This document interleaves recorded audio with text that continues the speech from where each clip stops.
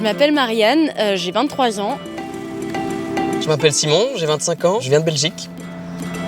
Je m'appelle Angélique, j'ai 23 ans. J'exerçais le poste de diététicienne dans un centre de rééducation alimentaire.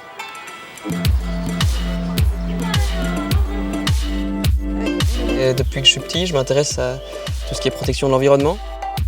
Me voilà en Malaisie. J'ai pu réaliser un peu mon rêve grâce à ce projet.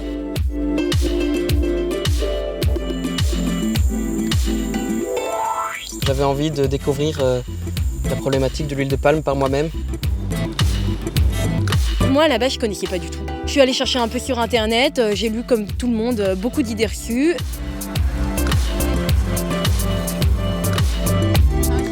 Je voulais vraiment découvrir de l'intérieur comment ça se passe pour pouvoir me forger ma propre opinion.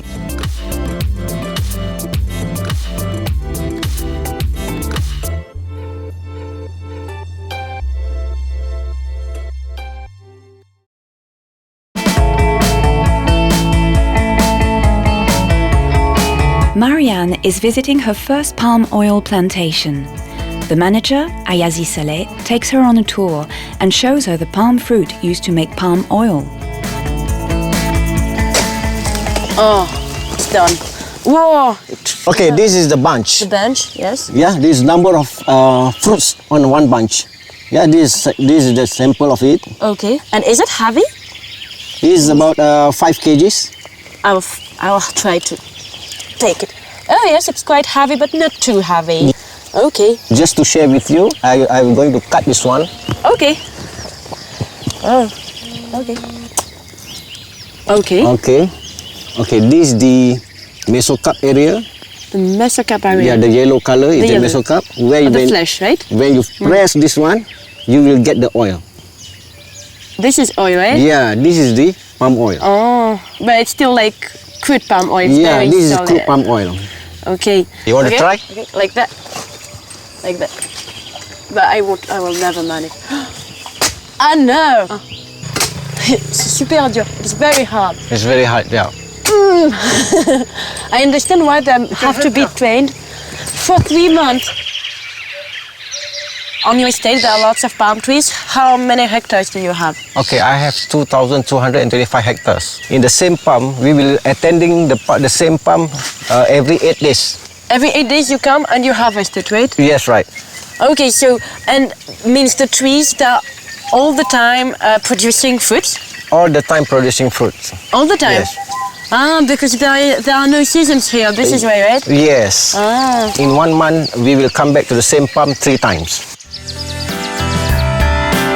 Palm oil is simply oil extracted from palm fruit. The palm trees grown with much care by planters are now Malaysia's most important fruit crop.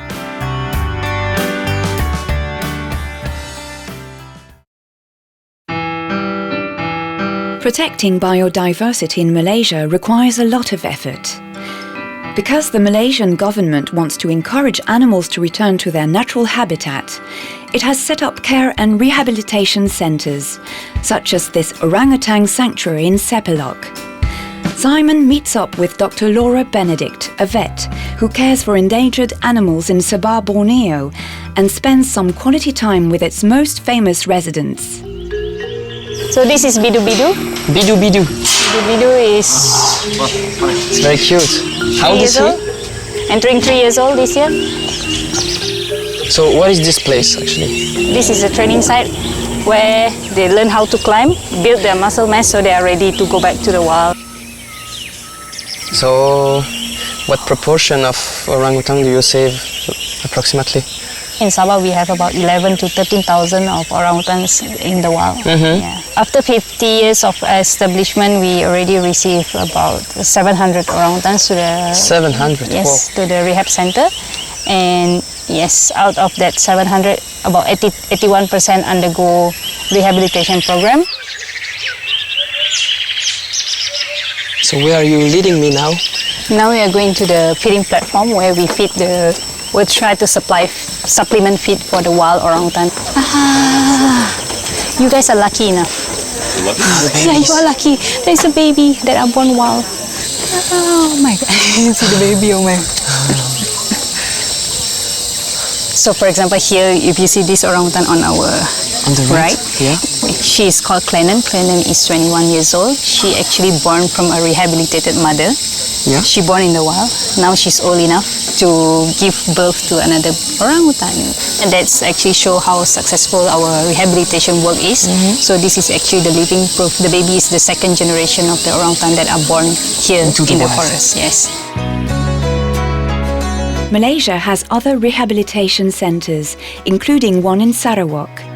Each centre works hard to change the way Malaysians think about and treat animals. Palm oil is ideal for cooking all kinds of food. In Kuala Lumpur, Angelique is visiting a restaurant run by top chef Rajesh Khanna. Together, they prepare salmon and eggplant pastry, a gourmet dish made with palm oil. So we're going to deep fry the eggplants. Okay. So we're going to put this palm oil. Red So red palm oil, yeah. So we're going to put inside. So half of that. Do you often cook with this oil, with this kind Yes, of oil? I use this oil for my salad, my pasta. Okay. We still use extra virgin olive oil, but this is slowly start to introduce to customer and everything. Yeah. Here we go. Yeah. So a little bit on this, and then a bit of caviar. Yep. Done. Wow. The dish is done. Okay, that's very So good. you must try. Yeah. Yeah. So I cut in the middle. Yes.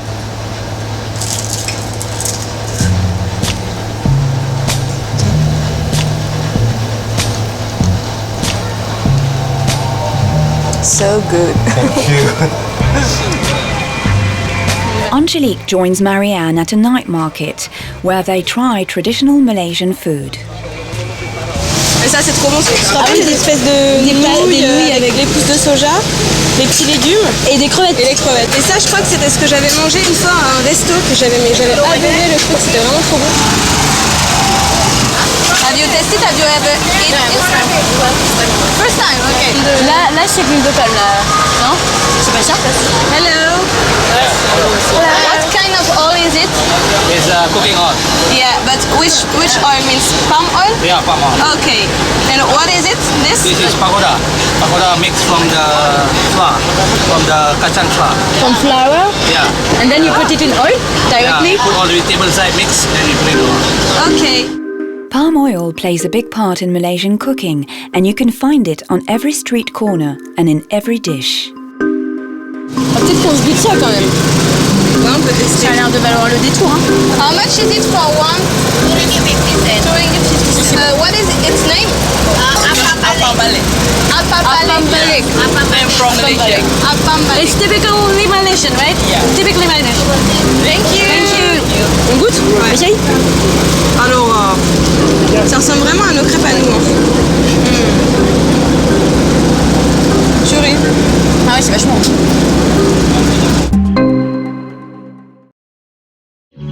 Over 60% of Malaysia is covered in forest. Protecting and replanting trees is one of the country's top priorities. Simon meets up with Dr. Abd Latif Mohamed from the Forest Research Institute Malaysia, who shows him what scientists are doing to save plant species. So basically, what do you do in here, in frame?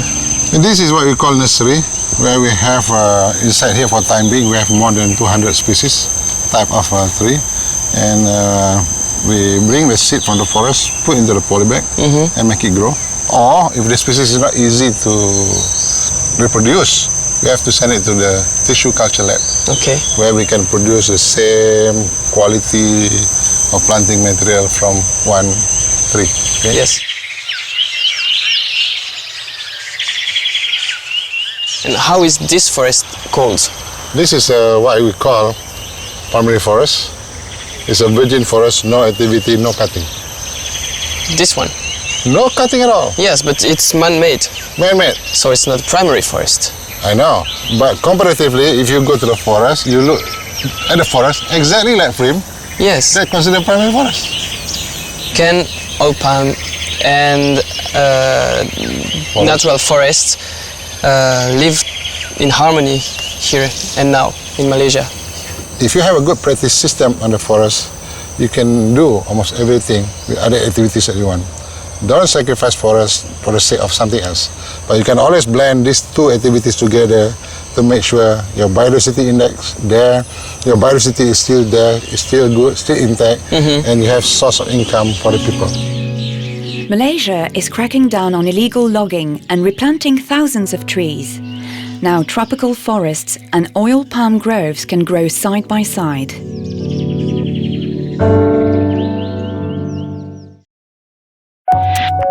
Nutrition and health are important issues in Malaysia, where palm oil is a staple part of people's diets. Scientists conduct experiments on this oil, which Malaysians eat every day.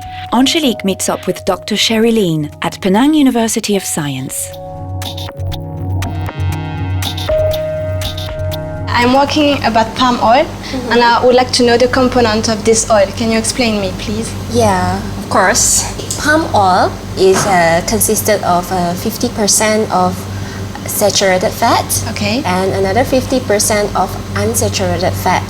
On top of that, palm oil have various type of phytonutrients. Phytonutrients means vitamin E. They have vitamin E.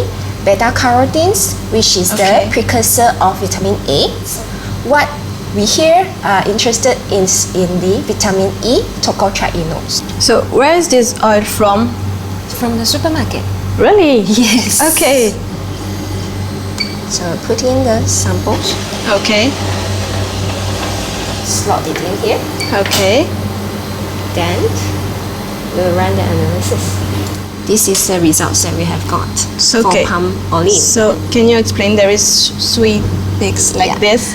Okay. The three peaks here is the signature of tocotrienols. Okay. The first peak is the delta tocotrienols. Okay. The second one is the gamma tocotrienols, and the third one is the alpha tocotrienols. So these three first peaks are both vitamin E, but different forms. Different forms. Okay. And the properties of vitamin E? From our research, it's good for the skin. Okay, also? Yes, it's good for the skin also because it's a very strong antioxidant. Okay. And another one that is very interesting is the neuroprotective effect. Okay. Yeah. So on the brain? On the brain. Okay. High in vitamin A, beta-carotene and vitamin E, palm oil contains nutrients which are good for the skin and nervous system.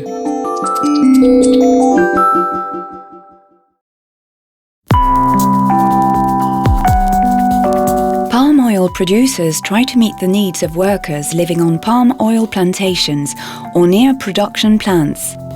They build amenities for them next to the palm groves. Marianne is visiting the Trolak Perak plantation in Rosaidi Salih's home village, next to the country's biggest palm oil production plant. This plantation helps meet the needs of the local farming community. Rosaidi shows Marianne around the amenities built by the palm oil producers. Okay, Marianne, I introduce this is local clinic. Okay, this nurse. Hello. Hi. Hello. Maggie. So I don't know, what do you do on every day?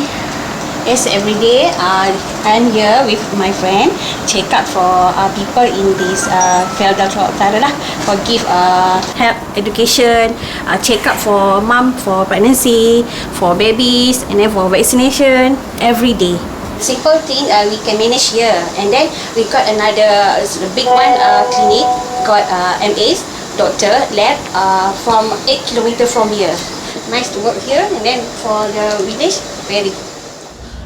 Rosaidi then takes her to a factory where a dozen people make biscuits for sale in the region. This is minyak sawit? Yes, minyak sawit, palm oil, yes. Palm oil. And this oil is produced here? Yeah, produced here. From the palm oil, the people can get the business traditional oil. Can I try?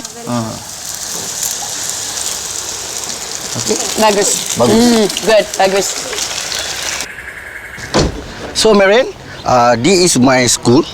This is your school? Yes. So This school first opened to January 1973. Now the student 338. 338 students. Yes. A lot. Yes. Okay, now I want to you see the student right now. Hello, hi. Hello. Good morning, sir. Good morning, sir. Okay, sit down. Thank you. What's your name? Atika. The construction of schools and dispensaries in rural areas is just one example of how plantations and the palm oil industry are helping improve people's lives. 40% of plantations are run by small-scale farmers whose living standards have been raised by palm oil, helping create a new middle class. Bye-bye. Say bye-bye, Marianne. Bye-bye. Say bye. All right.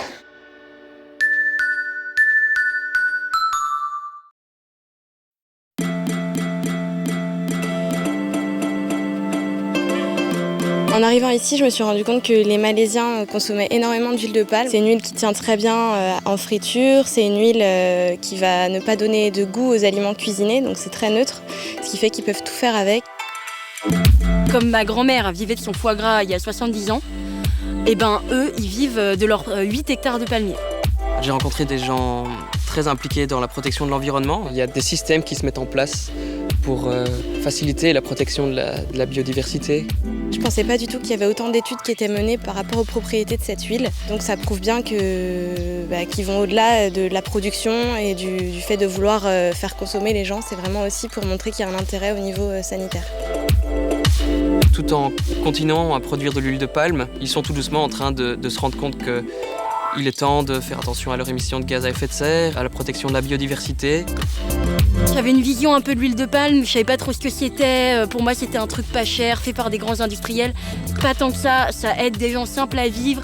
Ils peuvent envoyer leurs enfants à l'école, je sais pas, avoir l'eau courante, l'électricité. Ça change un peu la vision qu'on a de l'industrie en général.